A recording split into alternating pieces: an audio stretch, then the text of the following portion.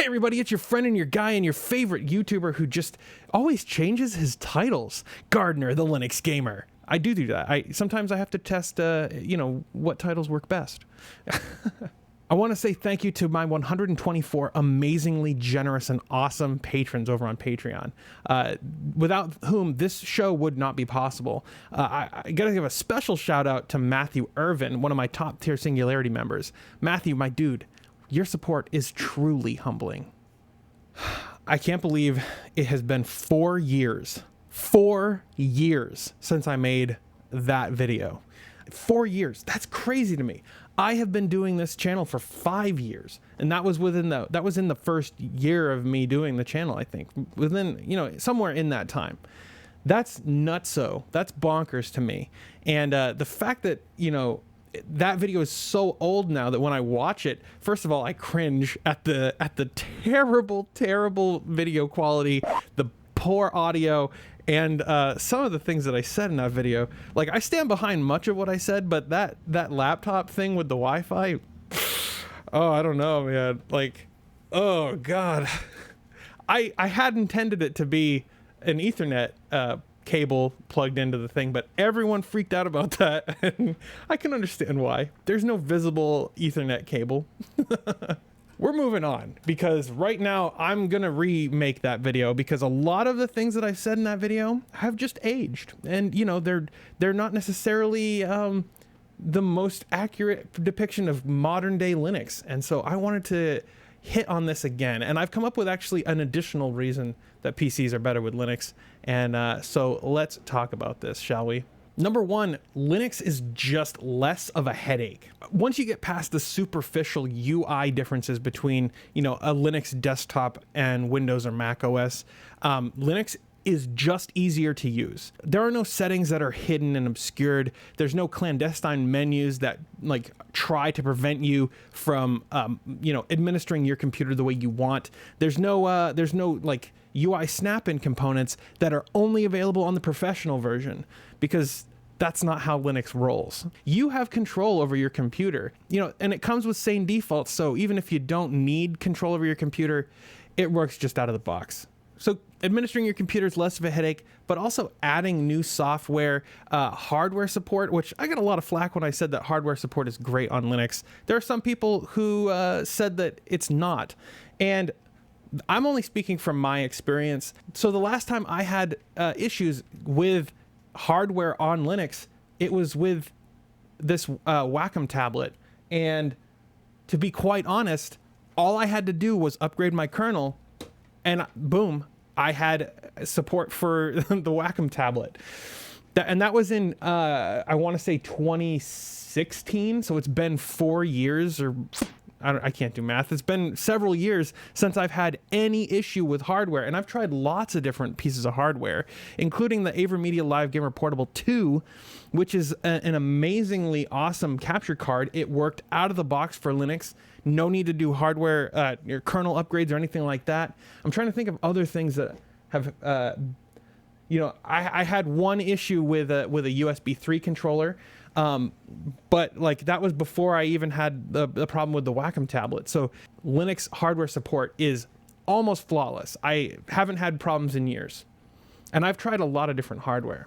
And additionally, with hardware support, you don't have to wait for your computer to install device drivers from the internet once you connect them.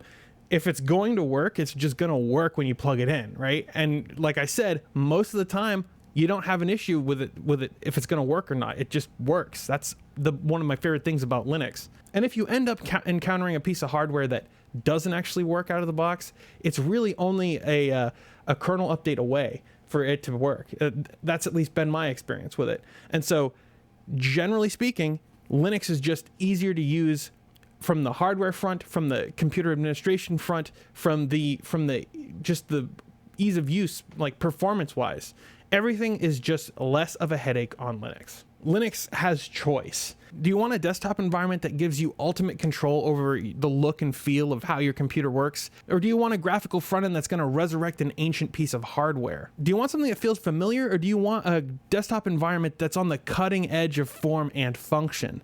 Or perhaps you don't want a graphical environment at all. Maybe you just want to use a terminal. One of the defining features of a Linux-based operating system is that you have choice. You get to decide what components you want and which ones you don't. You get to decide when your computer updates rather than having them forced upon you from a third party, right? You get to decide how it looks and feels, and you get to decide if you want to make these decisions or not. Like, you can just use Linux out of the box the way it comes, and it works, and it's so nice.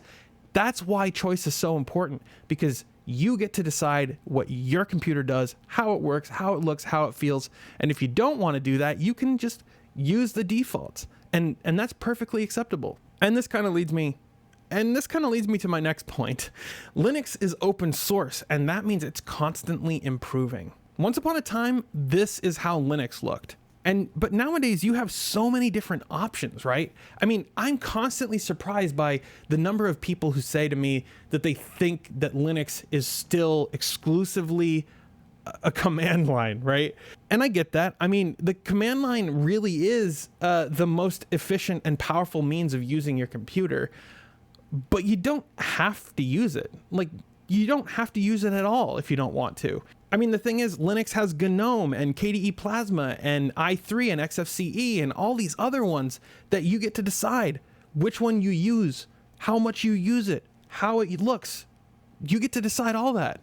And all of these things, Linux, the desktop environments, all the free and open source projects that surround Linux and create this amazing ecosystem called the Linux operating system, they're all open source. They are being developed by passionate and skilled people who apply their trade not for money, not for fame, but because they are passionate and because they care about what they're doing. Blender, Firefox, VLC, 7-Zip, all of these applications are open source. They're all available on Windows, and they're some of the best applications in their class.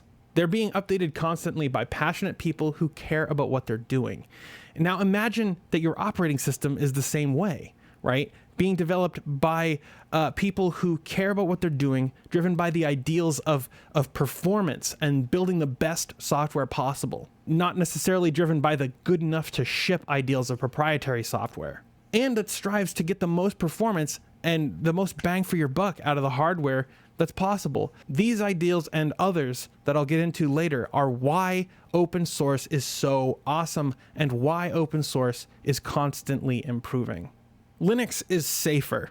Now, I know I just made a video about some malware that actually targets Linux specifically, and that's bound to happen no matter what. Most of the time when someone builds malware, they're not targeting the small Linux community.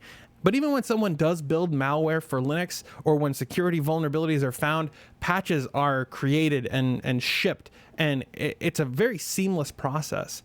Most of the time, the software that you have comes directly from your distribution maintainer, and they will push security updates, especially critical security updates, really quickly. And the thing is, free and open source software is the scientific approach to software development. You have many eyes and many people to audit, peer review, and develop software and fix bugs and find problems and ship solutions. Linux is platform and corporation agnostic. This is really important. Apple has been pushing silent updates recently that have been removing third-party software and features from the operating system without your consent.